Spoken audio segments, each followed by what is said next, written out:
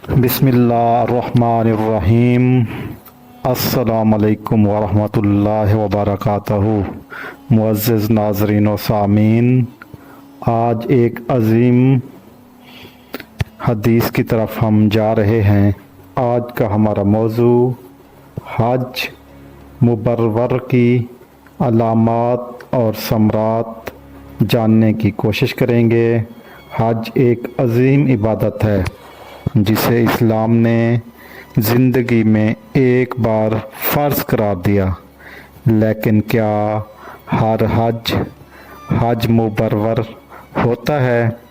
نبی کریم صلی اللہ علیہ وآلہ وسلم نے ایک ایسا حج بیان فرمایا ہے جو اللہ کو مقبول ہے اور جس کا بدلہ صرف جنت ہے۔ آج کی اس ایمان افروز حدیث میں ہم سیکھیں گے کہ حج مبرور کے اوصاف کا مجموعہ اور اس کا انعام کیا ہے۔ ویڈیو کو آخر تک ضرور دیکھیں اور حج کی حقیقت کو دل سے سمجھنے کی کوشش کریں۔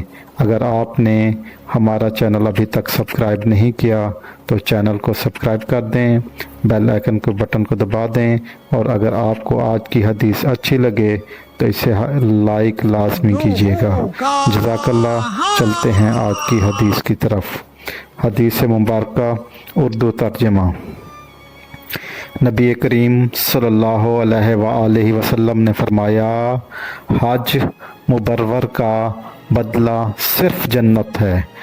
صحیح بخاری 1773 اس کا نمبر ہے، اور صحیح مسلم 1349 اس کا ریفرنس نمبر ہے۔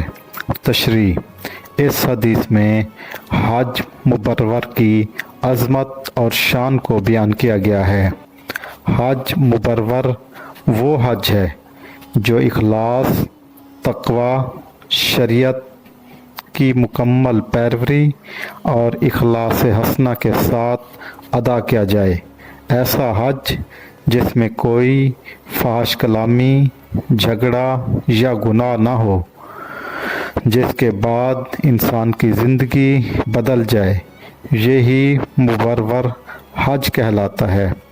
ایسے حج کی جزا صرف جنت ہے، اور یہ جنت کے ٹکٹ کی طرح ہے۔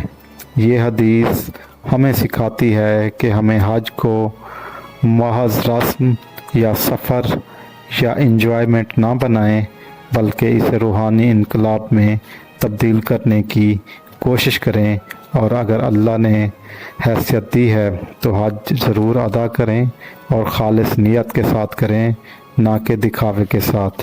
جب آپ حج کر کے آئیں تو پھر پکی توبہ کر کے آئیں، اللہ توبہ قبول کرنے والا ہے۔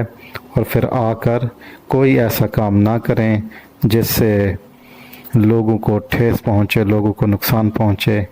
دکھاوے والا حج ہرگز نہ کریں، بلکہ خالص نیت کے ساتھ حج کریں۔ اللہ تعالیٰ مجھے اور آپ کو آج کی حدیث پر عمل کرنے کی توفیق عطا فرمائے، اپنے گھر میں آنے کی توفیق عطا فرمائے، اور ہمیں حج کی سعادت نصیب فرمائے۔